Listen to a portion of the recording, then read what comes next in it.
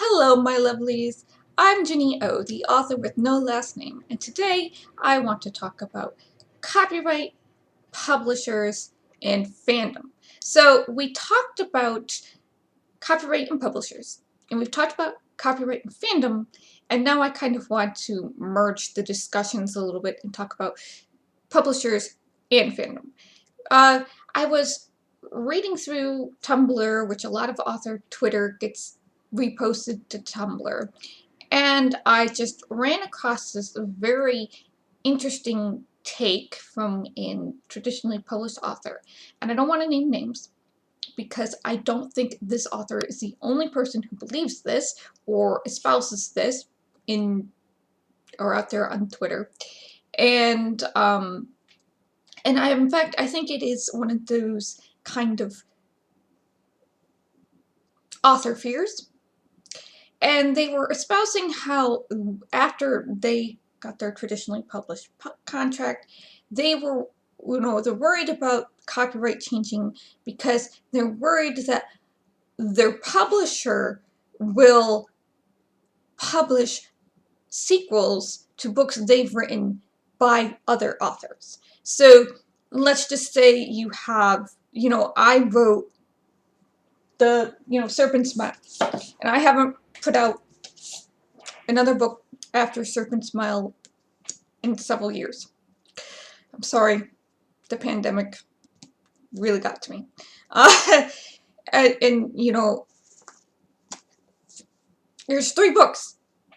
And, so let's say the publisher is getting impatient, so they decide to go through their slush pile for one reason or another, and they find a sequel to Serpent Smile, and they decide to publish that sequel instead of bugging me to fulfill my contract and publishing my book. Now, I feel like the traditionally published authors blame, fandom for this. If people weren't so awful to write unauthorized sequels to my novels, this wouldn't happen. And honestly, if your publisher is publishing a sequel to a book that's not written by you, that's you have not written, that it's in your universe, you have a publisher problem, not a fandom problem. Okay, that could be actually the end of the video. But 2 minutes tops. So let me go on and explain, because I know a lot of people are gonna be like, you can't cut it off here, Jenny. Your videos are usually like 20 minutes long. We want a 20-minute long video. Okay. This could be a short. You don't do shorts. No, I don't do shorts. So, okay. Publishers are going to do this. Okay. And then you have, and I do have another side to this, is that there are people out there in fandom who think that copyright is censoring them, that, publishers and copyright and these traditionally published authors are censoring them because they can't publish fandom novels that they are working with other people's worlds and characters and make money off them. We're being censored! So on one hand, you have, authors going, people are writing unauthorized sequels to my book, and the publishers might publish them and make money off of them, and I won't get any of that money, and that's bad. And you've got the fandom going, I can't write sequels to these books and get them published and make money off of them because of copyright, and publishers aren't going to accept them, and that's bad.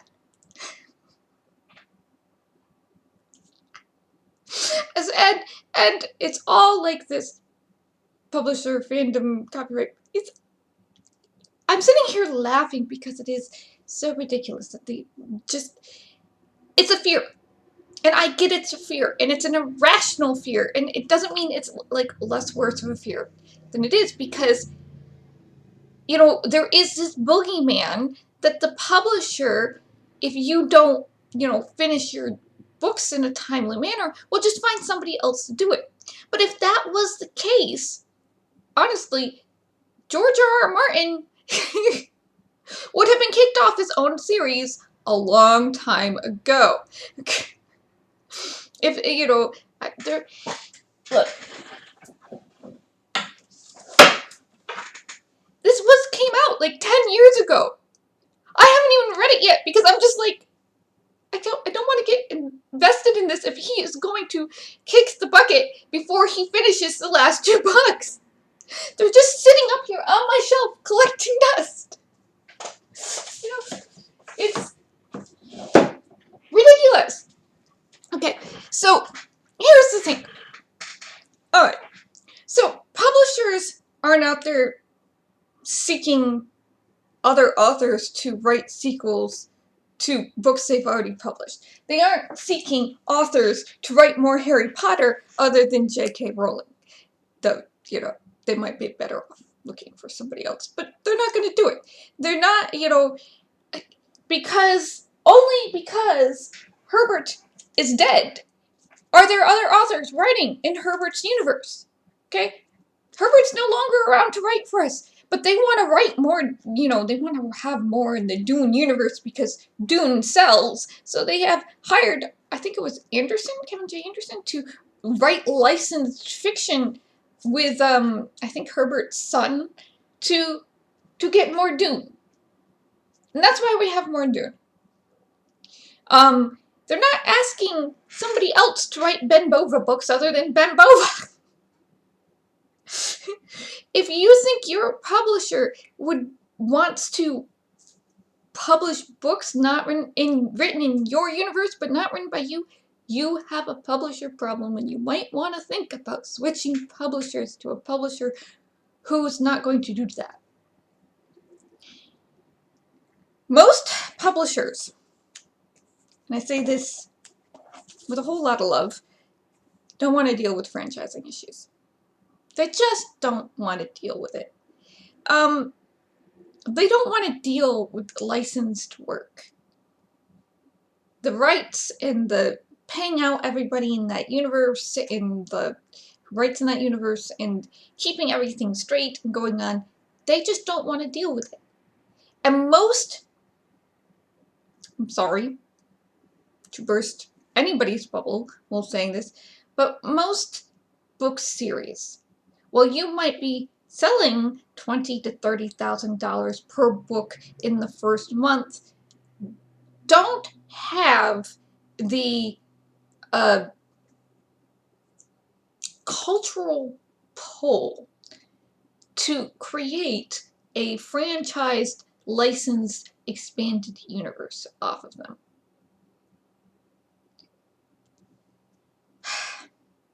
They're not going to create a licensed, expanded universe of the Dresden Files. They just aren't. They just want Jim Butcher to finish up his 30-odd books so that they can publish them, you know, in his comic books. They're not looking to hire somebody else to write in Dresden's universe to create stories about the vampire courts or the werewolves or whatever, because Dresden had a TV show, it lasted 1 season, didn't get the ratings, so they axed it. It just doesn't have that cultural pull.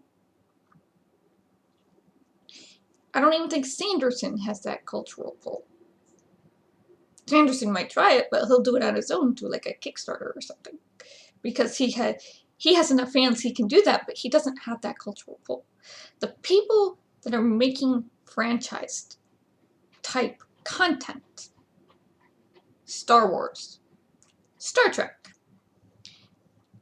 Marvel, things that have been around a very long time and have a very big cultural influence, and most of them started with visual rather than books.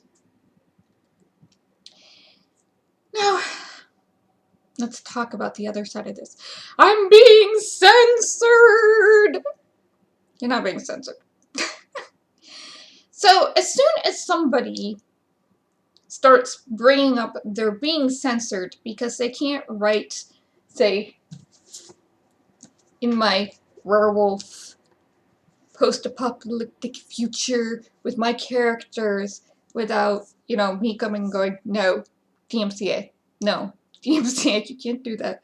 If and want to make money off of it, okay? If they want to, you know what? If you go to AO3 and you create a little category for my books because you want to write about my characters, more power to you. The only reason why my books aren't up on AO3 as original novels to try and get some sort of reader base is because A, they're not erotica, and B, there's that little thing up there, that little button in that top right-hand corner that says download. And you can turn it into an HTML file, an EPUB file, a PDF file, and something else. There's like 4 options. I cannot control that download. And that means my book, I would lose control of all distribution of it. It's bad enough I have it on the first one on my blog for free and the first one on Royal Road for free, okay? But even there, I can moderately control the distribution by making sure it's in chapters and that, you know, they can't turn it into a singular PDF and download it for free, okay? If Royal Road starts doing that, my book goes off Royal Road. That's just the way it is. I have to be able to control the distribution so that in some way, shape, or form, I can get some sort of royalties off of my labor. Which I don't track the hours of how much time I wrote takes to write this, but you know, it can take anywhere from 3 to 6 months to write a draft. Because this is 500 pages worth of work. Sorry, over 175,000 words. How about that?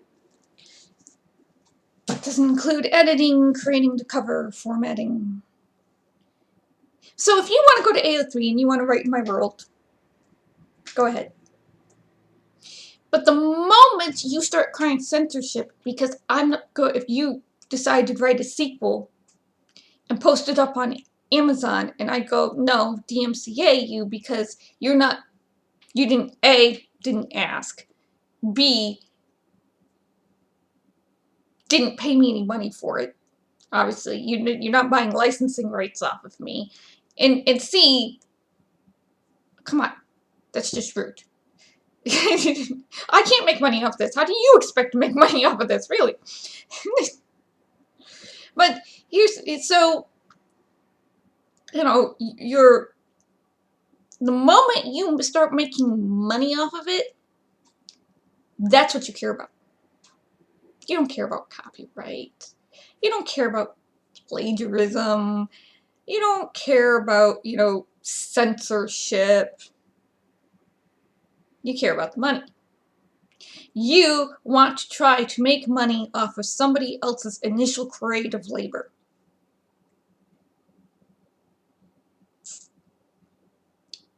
You don't want to sit there and create your own world, create your own rules and your own characters, because that's a lot of work. It is a lot of work and research, you know, hours. I spent upwards of 40 hours over a week, if not more, just researching motorcycle gangs. That didn't include researching the wolf science. That didn't include, you know, thinking about how a nuclear war would change the earth and change our politics, etc. Coming up with all these really interesting crime groups that, you know, my motorcycle gang is eventually going to interact with. How does the technology change? How do we keep from having a nuclear winter forever? That's a lot of work. That's a lot of mental thought. Coming up with, you know, the town and over 400 characters and growing and keeping it all straight in timelines. And if you're working off of somebody world building and characters, in general, you're not doing that. And that cuts off half or more of the work. All you care about is the money, the dollar bills.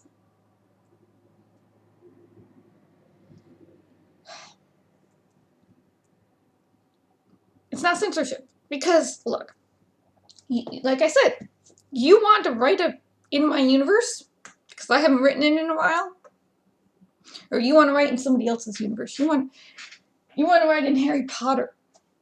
You want to write in Narnia, Lord of the Rings. I don't know, I got The Princess Bride, Willow, some book you've probably never heard of. Dune was over here. Oh, somebody ought to write in Nemesis. Somebody ought to write in Nemesis. This was really dry for the FTL stuff, but the whole concept of the planet with the collecting mines, I'd really love to see more of that. But anyway, you're not being censored because you can go to fanfiction.net, Fiction Press, AO3. You can put up your own blog, and you can get your work out there to try to gain an audience. You can share your work. You can put it up on Tumblr. You can share links on Twitter. You can make a little TikTok trailer. I mean, you're not being censored by not making money off of it. You can still get it out there. But you just can't make money off of somebody else's IP who is alive and still under copyright.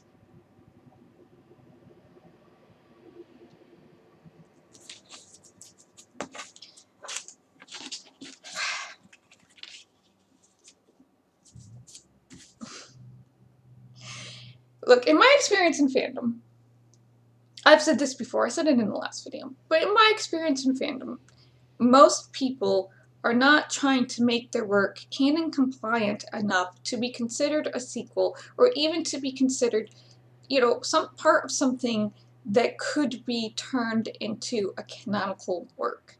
They're just not doing it. That's not why they're writing, okay? So if they're in the Firefly fandom, they're not sitting there and trying to come up with episodes for the TV show that was axed after one season. They're not trying to do that.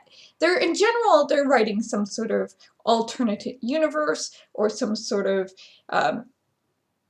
canon crossover between, the one I saw a lot of was Buffy the Vampire Slayer. That was really funny. They like to bring like Willow and Spike into Firefly. It was weird, but okay.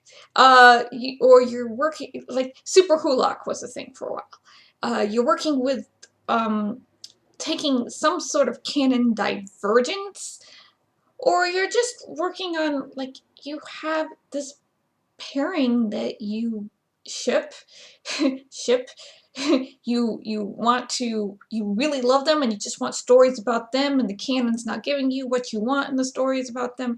You know, maybe they don't even talk in canon. So you are just sitting there writing up your own little stories about, you know, these characters and them interacting and falling in love or whatever. Because most fandom is not about writing prequels to Harry Potter. I've seen it. You know, I've seen Murata era fic, and I've seen James Potter and whatever, who actually he tried to sell it and got hit with a trademark infringement. That was fun. You know, I've seen, you know, you see a lot of this type of stuff that maybe coulda, woulda, shoulda be some sort of, could be in canon, could not be in canon. But it is still a minority in comparison to the overall body of work of fandom. And publishers just don't, you know, they don't want to deal with it. They've got these huge slush piles. So the idea that they're going to go through this slush pile and be like, oh, here's a sequel to an IP that we've already got an author on tap and under contract for, let's publish it, is just, like, really weird to me. Like,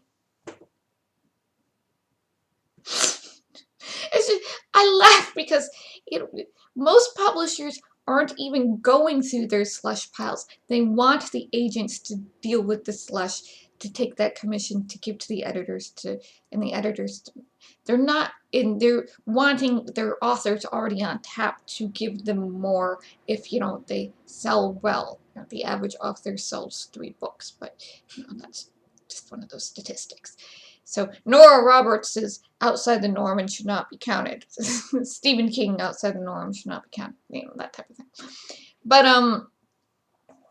James Patterson, well, he owns his own publishing house, and how much writing is he actually doing anyway? So you have this kind of thing where the authors, you know, and the fandom are on the two sides of this kind of same argument, and with the publishers kind of in between, and like it's fear and entitlement. You know, one side, the authors have fear and the fandom people have some entitlement, and it all comes down to, you know, the money. And the publishers, you know, where the publishers are going to see the money. And the publishers are going to see, because the publishers, okay, are going to see a lot more money in keeping the author that created the work, because the author has that authority, has that name on that front of the book. They're more interested in developing a following to Anne Bishop or a following to Butcher or whatever, than they are to creating a franchise of stuff. Look at what happened when J.K. Rowling decided to write under a pen name. Those books did not sell until somebody leaked, oh, this is J.K. Rowling. And it made sense she didn't want those books to be associated with J.K. Rowling, because they were a completely different genre and target audience.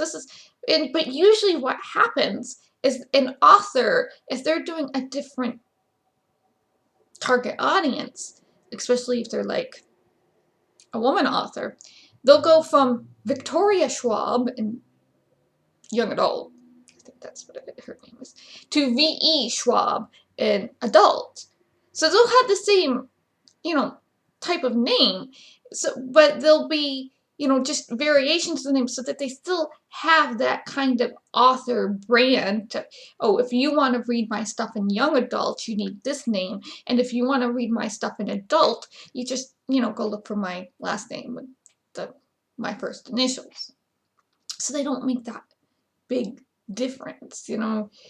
Maybe if I was gonna write middle grade, I'd use my full name, you know, just use my last name. Actually, throw that out there. But, you know, I don't foresee myself doing anything other than some kind of young adult, so I'll just keep my name as it is. So, if you're worried as an author or a potential author, you write a book and you get a publishing contract, and you're worried that somebody in fandom is going to write a sequel to it faster than you, and your publisher will publish that sequel instead of publishing the sequel you have, that's a publisher problem. It's not a fandom problem. Fandom's going to be fandom no matter what. And they've got plenty of places to publish their stuff without being paid. That's a publisher problem. If you're worried your publisher is going to do that, and you have any sort of idea or thoughts from your agent or talking with your publisher's marketing department that they're gonna do that, find yourself another publisher. And on the fandom side, if you want to make money off of somebody else's IP, you don't care about that IP. That IP is just marketing for you, and you just want to make money. And in this business, in the writing business, very, very, very few people actually make money. You would be better off starting your own publishing house and publishing other writers' work, because you're more likely to make money that way than you are to writing your work yourself. Look, I'm not here to be all sunshiny roses and all the time. I want you to be able to manage your expectations and, you know, deal with the fact that we're in this really late stage capitalism nonsense. So if if this video comes off a little abrasive or a little opinionated, that's why. I just want you guys to all manage your expectations and understand that, you know, 99% of fandom is actually not out there to make money on your works. And if you've come from fandom, you know this, or you dabble in fandom, you probably know this.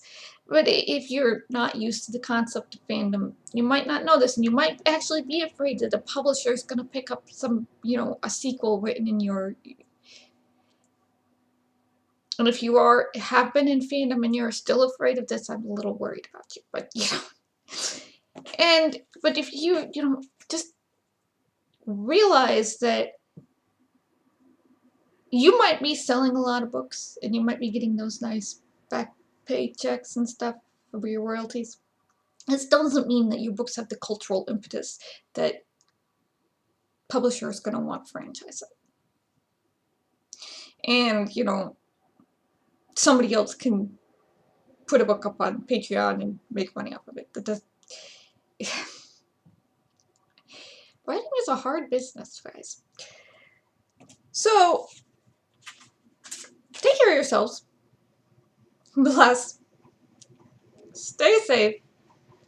And I'll see you in the next video.